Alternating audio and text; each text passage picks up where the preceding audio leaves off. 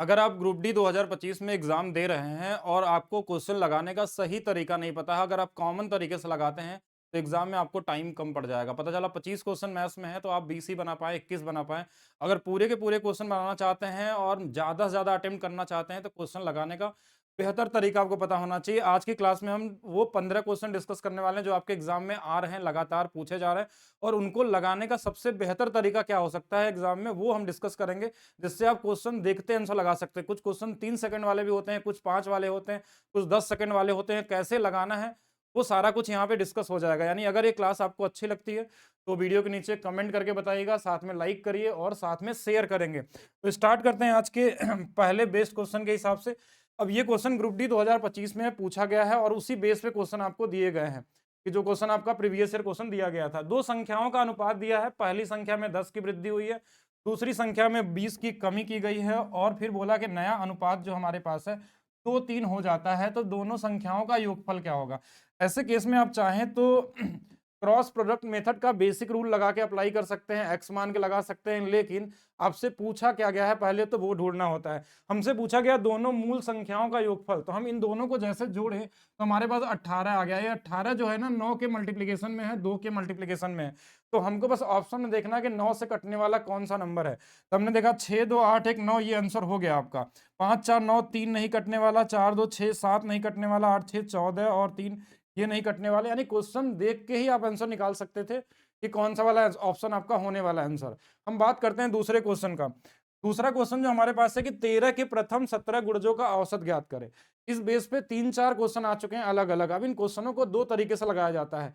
Basic के अलावा अगर क्वेश्चन को डायरेक्ट आंसर हिट करना है कि यानी अब 1 सेकंड के अंदर आंसर चाहिए, तो बोला 13 का गुणज चाहिए, तो 13 से कटने वाला ऑप्शन हमने देखा कि पहला ऑप्शन है, दूसरा नहीं है, तीसरा नहीं है, चौथा नहीं है। ये पहला क्वेश्चन का तरीका हो गया जो 1 सेकंड में लग सकता है।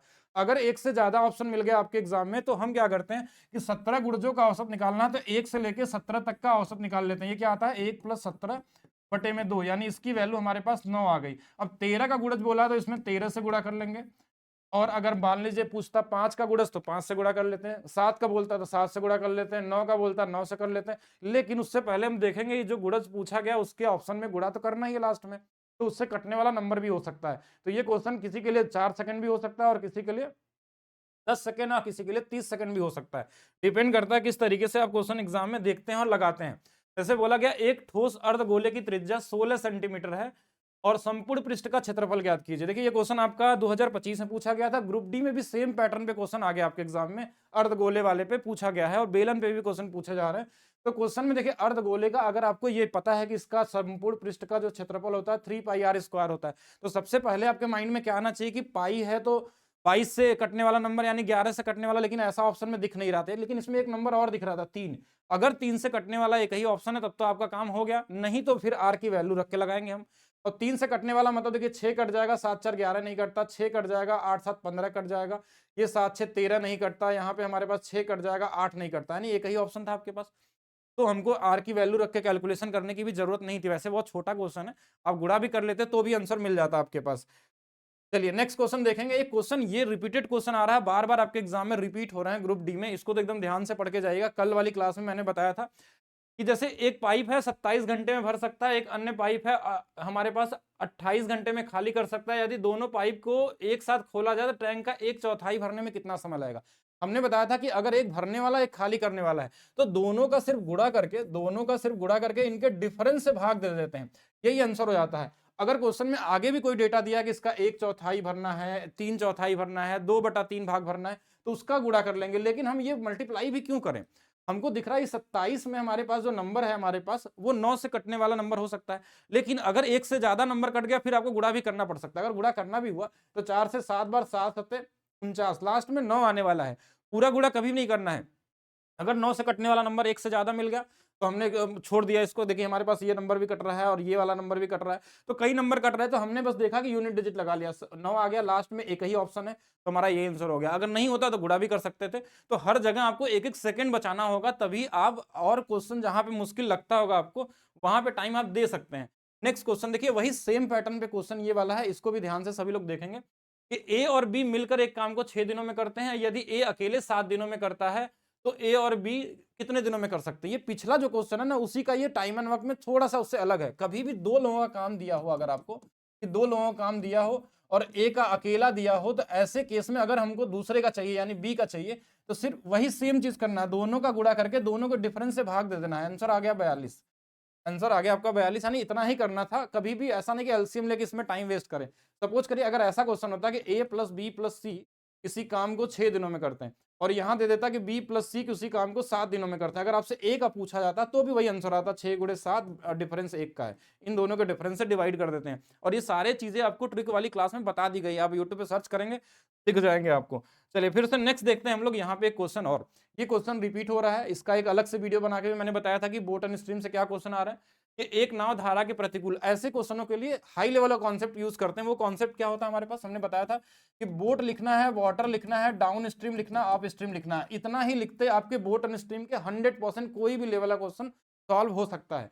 जैसे इसमें दिया गया कि एक नाव धारा के प्रतिकूल 16 घंटे में इतना किलोमीटर चलता है। 16 से भाग अगर दिया जाए एक बार और एक बार, यानी ये प्रतिकूल बोला था तो इसकी वैल्यू 11 आ गई अप स्ट्रीम की। दूसरा वाला बोला 5 घंटे में 85 किलोमीटर, 5 से कट जाएगा 17 बार में, ये वाली वैल्यू 17 आ गई। अगर आपको यहां से वाटर की स्पीड चाहिए तो इन दोनों को घटाइए, इन दोनों को घटाने में हमारे पास 6 आ रहा है, उसका आधा बस कर लेते हैं, ये वाला हमारे पास 3 आ गया। क्या देखिए दोनों चीज हमको समझिए, अगर हमको बोट की वैल्यू चाहिए तो इन दोनों को जोड़ के आधा करते हैं, और अगर हमको वाटर की चाहिए तो इन दोनों को घटा के आधा करते हैं। और एक तरीका और हो सकता है कि अब बोलेंगे इसकी वैल्यू क्या होगी, इसमें क्या जोड़ दें कि ये वाला 17 बन जाए, तो बोलेंगे 14 जोड़ लीजिए, या इन दोनों को जोड़ के आधा करेंगे तो भी हमारे पास 14 आ जाएगा। अब इसमें क्या पूछा गया क्वेश्चन में वो देख लीजिए, स्थिर जल में नाव की चाल, तो नाव की चाल, अगर वाटर बोलता तो वाटर की चाल आता, अगर अनुपात बोलते तो अनुपात निकाल सकते हैं। यानी एक सिंगल लाइन में ही क्वेश्चन बनता है। आप पूरी वीडियो जरूर देखेंगे बोट एंड स्ट्रीम वाले।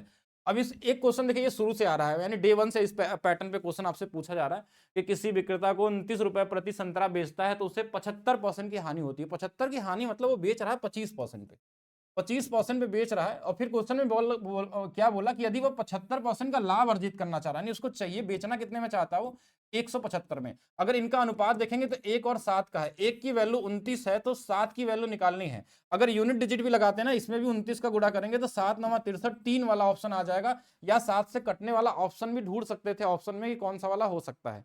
ठीक है, तो ये कॉमन तरीके से क्वेश्चन होते हैं, इजी इजी, इनको किस तरीके से लगाना है वो देखिए। अब ये क्वेश्चन देखेंगे ग्रुप एनटीपीसी 2025 में पूछा गया था। सेम डेटा देखिए, मुझे एग्जैक्ट नहीं पता, लेकिन इस तरीके के क्वेश्चन आपके एग्जाम में पूछे जा रहे हैं ग्रुप डी में, तो हमने बस उसी का एनटीपीसी वाला क्वेश्चन उठा लिया आपके लिए कि अगर ऐसा क्वेश्चन आ गया मल्टीप्लाई करने का बेसिक तरीके से, तो इसमें कई तरीके से सोच सकते हैं। पहला कि यूनिट डिजिट पहले देखिए, तो इसमें एक ही ऑप्शन था जो इसका काम हो गया। सेम क्वेश्चन आपका एग्जाम में एनटीपीसी 2025 में पूछा गया। इनकेस मान लीजिए ग्रुप डी में 2 ऑप्शन ऐसा मिल गया जिसमें लास्ट 2 डिजिट मिल जाए, ऐसा कि 2 ऑप्शन में दोनों डिजिट मिल रहे हैं, तो उस केस में आप डिजिटल सम लगाइए इनका कि ये 9 हो गया, यहाँ से 7 आ जाएगा, यहाँ पे 9 हट गया, यहाँ 7 आ गया, 49 आ गया, 49 में 9, यानी कि हमको जिसका डिजिटल सम 4 आएगा वो आंसर निकाल सकते हैं। अगर मान लीजिए इसी पैटर्न को मान लीजिए ऐसा लिख देता कि ये 604 है और इसमें हमारे पास 703 से गुणा करना, सपोज करिए ऐसा क्वेश्चन आ जाता कि बीच में दोनों जगह 0 मिल जाता, ऐसे केस में बस ऐसे गुणा करते हैं, 4 गुणे 3 12 आ जाएगा, 6 गुणे 3 18 और 7 चौक 28, यानी 18 और 28 को जोड़ के बस बीच में लिख देना हमारे पास, तो ये कितना आ जाएगा, 46 आ जाएगा, और 7 छंग 42 इधर वाला इधर लिख देंगे, बस इतना ही करना था हमारे। अब देखिए ये कोई भी नंबर, जैसे मान लीजिए 504 में हमको 504 से गुणा करना है, तो हम इतना करेंगे, 4 गुणे 4 16 आ जाएगा, 5 चौके 20 और 20 कितना आ जाएगा, 40 आ जाएगा, 5 गुणे 5 25 आ जाएगा। तो अगर ऐसा मिल गया तो ठीक है, नहीं तो आप यूनिट डिजिट का यूज करिए, नहीं तो आप क्या कर सकते हैं, डिजिटल सम का यूज करिए, नहीं आता तो आप 3 वाला क्रॉस प्रोडक्ट का यूज कर सकते हैं। किस तरीके से करना है आपको, चलेंगे नेक्स्ट क्वेश्चन की तरफ। नेक्स्ट क्वेश्चन देखिए, हमारे पास ये वाला बड़ा इंपॉर्टेंट क्वेश्चन है, आपका एनटीपीसी में पूछा गया था, ग्रुप डी में कल भी आया था आपका क्वेश्चन, और कल वाले शाम वाले शिफ्ट में पूछा गया था। और इस क्वेश्चन में यहाँ पे बस डेटा चेंज था, और इसको तो बहुत ध्यान से समझ के जाइए, क्योंकि ऑलरेडी कई वीडियो में बताया भी गया था कि इस पैटर्न पे क्वेश्चन ध्यान से पढ़ के सबको जाना है, क्वेश्चन मिल रहे हैं और इसमें कई तरीके से क्वेश्चन मिलते हैं। जैसे अगर हमारे पास पावर पहले से स्क्वायर करके दिया हो और इसकी वैल्यू कुछ भी दिया हो, और यहां से अगर पावर को अगर हमको माइनस में आना होता है तो हम इसमें 2 घटा के वर्गमूल निकाल लेते हैं। अगर यही चीज हमको प्लस में निकालनी होती है 2 जोड़ के निकालते हैं। तो अगर मैं 2 इसमें घटा लूं तो 81 बन जाएगा, यानी इसकी वैल्यू 9 आ गई। अब इसके बाद इसका स्क्वायर भी करेंगे तो वापस यही आ जाएगा। या तो अगर यहां से मान लीजिए क्यूब पूछ लिया, इस क्वेश्चन में क्यूब पूछा गया है, कहीं कहीं सीधा यही आंसर में पूछ ले रहा है, तो अगर क्यूब करना है तो नॉर्मल हम 9 का क्यूब प्लस 3 इंटू में 9 कर लेंगे, यानी हमारे पास ये कितना आता है 756 आता है। वैसे तो आपको यूनिट डिजिट का सहारा ले सकते हैं अगर बड़ा नंबर हो तो, नहीं तो आप क्या कर सकते हैं डिजिटल सम लगा सकते हैं, नहीं तो आप स्क्वायर करके क्यूब करके भी लगा सकते हैं, बहुत कॉमन सा क्वेश्चन है। अगर ये माइनस वाला होता तो 722 आता है, ये चीज आपको 702 आता है, आपको आइडिया होना चाहिए दोनों के लिए। अच्छा इसमें एक चीज और समझिएगा, अगर मान लीजिए यहाँ से प्लस वाला पूछ ले आपसे, तो प्लस वाला में क्या करते हैं, 2 इसमें जोड़ देते हैं, रूट 85 आ जाता है। ठीक है, इसको ध्यान रखना है आपको। इसके अलावा एक चीज और ध्यान रखिएगा इसमें, कि यहाँ पे ऐसा भी दे सकता है x square plus 1/x square की वैल्यू मान लीजिए 79 दे दिया, तो आपसे पूछा x प्लस 1/x की वैल्यू चाहिए। अब देखिए यहाँ प्लस में पूछा गया तो इसमें प्लस 2 कर देंगे और 81 हो जाएगा, फिर से आंसर हमारे पास 9 आ जाएगा। और ये 2 ही नहीं 4 पावर में भी दे सकता है। 4 पावर का मतलब हमने ऐसा भी लिख दिया कि x के पावर 4 प्लस 1/x के पावर 4 की वैल्यू 119 दे दिया। अब बोला गया कि यहाँ से आप x माइनस 1/x निकालिए, या प्लस में पूछ ले, कुछ भी दे सकता है। तो सबसे पहले यहाँ पे हम स्क्वायर में आएंगे, डायरेक्ट 1 पे नहीं जा सकते हैं। जैसे पावर को हम आधा करते हैं, सामने वाले में 2 जोड़ते हैं और वर्गमूल निकाल लेते हैं, ये माइंड में आना चाहिए। ये 11 आ गया। फिर अगर अब यहाँ से सपोज करिए माइनस वाला पूछा है, तो माइनस वाला अगर पूछा तो हम क्या बोले, 2 घटा लेना, 2 घटा लेंगे तो कितना आ जाएगा, ये 9, 9 का मतलब हमारे पास कितना आ जाएगा, 3 आ जाएगा। फिर मान लीजिए यहाँ से बोला नहीं क्यूब बता दीजिए इसका, अगर क्यूब पूछ दिया तो फिर से इसका क्या करते हैं, 3 का क्यूब प्लस 3 इंटू में 3, और यहाँ से हमारा आंसर कितना आ जाता है, 36 आ जाता है। वैसे तो आपको ये सब देख के आइडिया लग जाना चाहिए क्यूब वाले का कितना आता है। 3 है तो हमारे पास 36 आ जाएगा, 5 है तो 140 आ जाएगा, अगर प्लस में होता 3 रहता तो 18 आता, 5 है तो 110 आता, ठीक है तो 198 आएगा। मतलब आपको इतनी प्रैक्टिस होनी चाहिए, कोई भी नंबर देके किस तरीके से करना है आपको। बाकी एक चीज और समझेंगे, अगर मान लीजिए ये कभी रूट में आ गया, सपोज करिए अगर ये रूट में दे दिया कि रूट में हमारे पास 15 है और आपसे पूछा क्यूब निकालना है, अगर ऐसा दे दिया तो इस केस में आपको अगर इसी 15 में से हमको बस 3 बाहर कर लेना है, और ये 3 बाहर कर लेंगे तो कितना हो जाएगा बाहर, अब 12 हो जाएगा, और बस वही 15 फिर से वापस लिख लीजिए। जैसे अगर कहीं लिखा है x प्लस 1/x की वैल्यू मान लीजिए रूट में 13 है, और आपसे पूछा गया क्यूब निकाल दीजिए, तो इसमें हमने 3 बाहर कर दिया, कितना आ जाएगा 10, और फिर वापस वही रूट 13 लिख देंगे। ऐसे भी कर सकते हैं। चलिए नेक्स्ट क्वेश्चन में चलते हैं, ज्यादा डिटेल में जाएंगे तो बहुत सारी चीजें हो जाएंगी। ये क्वेश्चन 3 बार आ चुका अभी तक ग्रुप डी के अंदर में, ये सेम डेटा वाला क्वेश्चन नहीं, लेकिन हाँ इस पैटर्न पे क्वेश्चन पूछे जा रहे हैं आपके एग्जाम में। तो कैसे लगाना होता है, ये जेएसएम का बड़ा अच्छा क्वेश्चन होता है। क्वेश्चन में बोला कि 3 भार वाले लोग हैं और 2 भार वाले लोग हैं, टोटल मिला कितने हैं, 5 लोग हैं। इन लोगों का जो वेट है वो 80 है और इन लोगों का जो औसत है वो 90 है, हमको टोटल का चाहिए। तो जेएसएम रूल क्या बोलता है कि जो छोटा डेटा है ना उसको आंसर मान लीजिए। फिर देखिए दूसरा वाला कितना ज्यादा है, तो बोलेंगे 10 ज्यादा है। कितने लोग हैं, 2 लोग हैं, ये 20 ज्यादा है। इसी को बांट देना है टोटल लोगों में, तो यहाँ से ये 4 आ गया, यानी कि आंसर कितना आ जाएगा, 84 आ जाएगा। और किसी किसी को चाहे तो इसमें एलिगेशन लगा सकते हैं, सीधा मल्टीप्लाई करके भी लगाएंगे तो भी आएगा। एलिगेशन में क्या होगा, एक 80 होगा, एक 90 होगा, दोनों के बीच वाली वैल्यू चाहिए हमको, एक का 3 है, एक का 2 है, इनका डिफरेंस 10 का दिया है तो इनको भी 10 बनाना होगा। 10 बनाने के लिए इसको क्या बनाना होगा, कि अगर 2 गुना पे है तो 2 गुना पे ये 4 होगा, ये 6 होगा, या तो 6 इसमें घटा लीजिए या तो इसमें 4 जोड़ लीजिए, दोनों मिला कितना आ जाएगा, 84 आ जाएगा। किसी भी तरीके से कर लीजिए, कॉमन वाले क्वेश्चन होते हैं, इनको मेंटली ही लगाना चाहिए आपको। एक क्वेश्चन ये भी आपके एग्जाम में मिल रहा है। अब ये क्वेश्चन में क्या होता है, इस पैटर्न पे वैसे तो आप पहले भी बहुत सारे क्वेश्चन देखे होंगे कि 13 पुरुष हैं, 3 महिलाएं हैं, किसी कार्य को 7 दिनों में पूरा कर सकती हैं। फिर हमारे पास क्या दिया है, 5 पुरुष है, 6 महिलाएं उसी कार्य को 18 दिनों में पूरा कर सकते। कितनी महिलाओं का कार्य एक पुरुष के कार्य के बराबर होता है। इसमें अगर आप लिख के लगाएंगे तो आपका मेंटली प्रेशर बढ़ जाता है और लगता है कि इसमें कैलकुलेशन ज्यादा है, लेकिन ऐसा कुछ होता नहीं है। अगर आप डायरेक्ट सोचना स्टार्ट कर दें, पुरुष का पुरुष के साथ गुणा कर लीजिए। देखिए यहाँ पुरुष कितने हैं, तो बोलेंगे 13, कितने दिनों तक कार्य किए, 13 सते 91, ये माइंड में रख सकते हैं। फिर दूसरे वाले में 5 पुरुष है, कितने दिन काम किए हैं, 18 दिन, 18 पचे 90 यहाँ पे है, 91 यहाँ है, दोनों का अंतर लिखना है, कितना आ जाएगा, एक पुरुष। दूसरा हमारे पास महिलाओं का देख लीजिए, 7 गुणे में 3, तो कितना हो जाएगा हमारे पास, 21 हो जाएगा। फिर इधर देखिए 18 गुणे में हमारे पास 6, तो 100 कितना आ जाएगा, 8 आ जाएगा। 108 में हमारे पास जो 21 था उनका भी डिफरेंस लिखना है। 108 में 8 घटा लीजिए, 10 18 घटा लेंगे, 3 घटा देंगे, 87, यानी 87 महिलाओं के बराबर होंगे। एक आदमी जो होंगे 87 महिलाओं के काम के बराबर होंगे, यही आपका आंसर हो जाएगा। इस मेंटली अगर कभी कभी इसमें अनुपात पूछ सकता है, मैन एंड वुमेन का अनुपात, तो ये उल्टा आ जाएगा 87 और 1। कभी कभी और भी काम दे सकता है कि कुछ काम दे दे, कितना दिनों में करेंगे, तो इनकी इफिशियंसी बता दो, उसके हिसाब से काम भी निकाल सकते हैं। जैसा क्वेश्चन दे दे उस तरीके से करना है।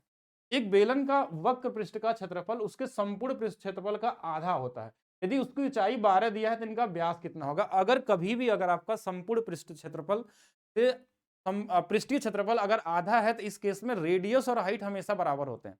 अगर हाइट 12 दिया है तो इसका रेडियस भी 12 होगा। अगर व्यास पूछा तो 24 आंसर आ जाएगा। लेकिन इसके पीछे का लॉजिक समझिएगा, हमारे पास ये पूरा होता है 2 पाई आर एच, ये होता और जो हमारे पास ये होता है टोटल सरफेस एरिया, और सरफेस एरिया जो हमारे पास होता है वो हमारे पास होता है पाई आर एच। तो ये दोनों कट जाएंगे, यहाँ से इसमें एच से भाग देंगे तो 1+r/h होगा, और इसकी वैल्यू अगर 2 1 दिया है, अगर इसमें भी भाग देते तो 1+1/1। ये 1 से 1 चला गया, यानी r और h का अनुपात 1:1 होता है। कब?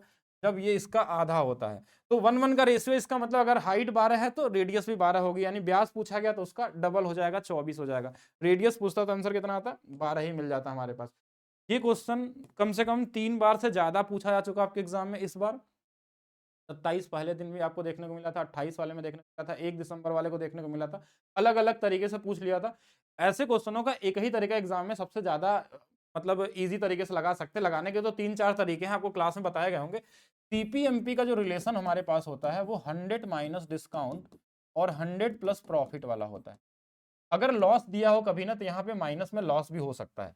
अगर दिया डिस्काउंट 22% और 26%, ये क्वेश्चन का पैटर्न समझ लीजिए कि एक बार छूट देने के बाद भी लाभ होता है। ऐसा क्वेश्चन में कहा, जैसे 22% का छूट दिया, लाभ हो गया, कहीं 10% का छूट दिया, लाभ हो गया, कहीं कहीं ये कैलकुलेटिव भी नंबर आता है। अगर 22 का छूट दिया मतलब ये 78 आ जाएगा, डिस्काउंट घटा लेंगे, और लाभ 126 का हुआ, हमसे मार्क प्राइस ही पूछा गया, तो इसी के अनुपात में आंसर आ जाएगा। और इसकी वैल्यू क्वेश्चन में दिया भी तो हमारे पास यही, इसमें 10 गुना पे है तो इसमें भी 10 का ही तो गुना करना था, और ये आपका आंसर होगा। यानी 2-3 सेकंड वाले क्वेश्चन है। कभी कभी इसमें आपके एग्जाम में एक चीज समझेंगे कि इनका इनका अनुपात पूछ लेता है, तो अनुपात भी निकालना होता है। कभी कभी बोलता है ये इससे कितना अधिक है, तो इसके डिफरेंस निकाल के इससे परसेंटेज में निकालना पड़ेगा कि कितना अधिक हो सकता है। ठीक है, तो कई तरीके से आपको घुमा के दे सकता है। कभी कभी मार्क प्राइस दिया रहेगा और सीपी पूछ लेगा आपसे, तो इसमें हर तरीके के क्वेश्चन आपको मिल सकते हैं। चलेंगे नेक्स्ट क्वेश्चन की तरफ। जेएसएम का एक क्वेश्चन और समझिए आप लोग, ठीक है। अब ये क्वेश्चन क्या था कि लोगों के एक समूह में पुरुष, महिला और बच्चे हैं। देखिए पुरुष हमारे पास कितने हैं? 20% है, महिलाएं 30 है, तो बच्चे कितने हो जाएंगे हमारे पास? 50 होंगे, क्योंकि सबको जोड़ के 100 आना चाहिए। 0 0 कट गया, यानी 2:3:5, इसकी वैल्यू हमारे पास 10 आ गई। क्वेश्चन में क्या बोला था कि इसमें जो औसत वजन है उनका, इसका 50 दिया हुआ है, इसका 40 दिया हुआ है, और बच्चों का हमारे पास 30 दिया हुआ है। सबका बताना था हमको। तो जीएसएम क्या बोलता? सबसे छोटा वाला नंबर लीजिए 30। फिर देखिए ये कितना ज्यादा, तो बोलेंगे 10 ज्यादा है, 3 लोग हैं, मतलब 30 इसका ज्यादा हो गया। ये वाला 20 ज्यादा है, इसमें कितने लोग हैं? 2 लोग हैं, तो ये 40 हो गया। इसको सभी में भाग दे दीजिए, तो सभी में भाग मतलब टोटल जितने लोग हैं, तो 4 3 7, 30 में जुड़ जाएगा, तो आंसर कितना आ जाएगा? 37 आ जाएगा। एक कॉमन क्वेश्चन अगर जेएसएम का यूज करते हैं, नहीं तो आपको मल्टीप्लाई करके लगाने में टाइम ज्यादा लगेगा। ठीक है, अगर मल्टीप्लाई करके लगाते हैं तो। ये क्वेश्चन भी आपको लास्ट किसी एक क्लास में बताया गया था कि डिफरेंस बेस पे क्वेश्चन आ रहा है आपके एग्जाम में, और मिश्र धन निकालने के लिए दोनों क्वेश्चन आपके एग्जाम में पूछे जा रहे हैं। कहीं डिफरेंस का, या तो कहीं कहीं अमाउंट पूछ रहा है कि आपको प्रिंसिपल दिया, रेट दिया, अमाउंट तक जाना है, तो अमाउंट हो सकता है। कहीं कहीं सीआईएसआई के डिफरेंस वाला भी क्वेश्चन आ रहा है। डिफरेंस नहीं, सिर्फ दोनों दिया हमारे पास सिंपल इंटरेस्ट, और दोनों के अंतर वाले क्वेश्चन भी देखने को मिले हैं। वो कॉमन क्वेश्चन है, वो कर लेंगे। लेकिन इसका तरीका मैंने बताया था कि अगर ये फ्रैक्शन में 1/25 बन गया, 1/4 बन गया, 1/10 बन गया, 1/6 बन गया, कुछ भी बन गया, तो ये जो नीचे वाला होता है इसका 3 गुना करके ऊपर वाला जोड़ लेते हैं। तो 25 गुणे 3 कितना? 75, और एक कितना? 73। ये डिफरेंस का अनुपात होता है। प्रिंसिपल जो होता है इसी का क्यूब होता है, यानी 15,625। ये आपको याद, इसकी वैल्यू आपको दिया हुआ है 228। कहीं कहीं कुछ ऐसा इसका 2 गुना दे सकता है, 3 गुना दे सकता है, 4 गुना दे सकता है।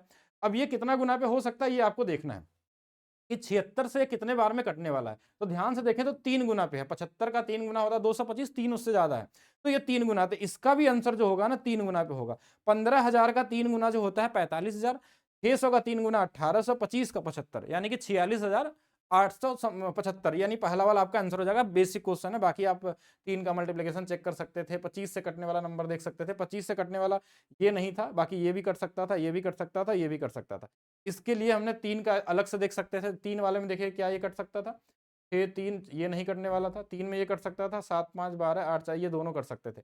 तो 25 वाले में हमको मतलब कहीं ना कहीं मल्टीप्लाई करना ही पड़ता है इसको। ठीक है, चलेंगे और क्वेश्चन देखिएगा। एक क्वेश्चन ये भी पैटर्न ध्यान रखिएगा, अभी एक ही बार आया आपके एग्जाम में, दोबारा फिर से रिपीट हो सकता है। और इसका लगाने का तरीका मैंने पहले बता दिया था कि जब भी दिन वाले क्वेश्चन आ जाए ना, कि 3 अप्रैल फरवरी से लेके 17 2023 तक, इसमें आपको काउंट नहीं करना कभी भी। दिन दिन काउंट करेंगे तो उसमें टाइम बर्बाद कर देंगे, कम से कम 10 सेकंड आप गिनने में, महीना कितना दिन का था। इसमें बस देखिए कि अगर ये बिना लीप ईयर वाला है ना, तो ये 73 दिन ही होगा, 146 दिन होगा, 219 दिन होगा। अब कैसे पता चलेगा कि 73 दिन है? 73 दिन का मतलब 1/5 साल, ये 2/5 साल।